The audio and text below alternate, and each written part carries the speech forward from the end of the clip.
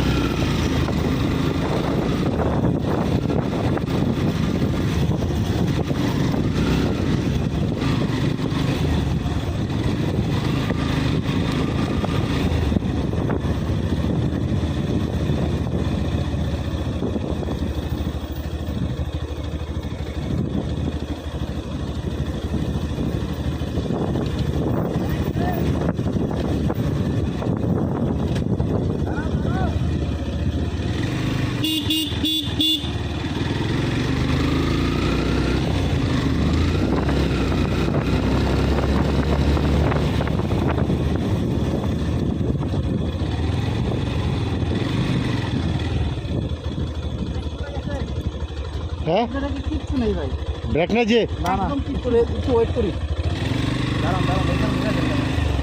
সামনে ব্রেক করলে গাড়ি আর গড়াই ওই যাবে, কই থাকবে তিনদুকে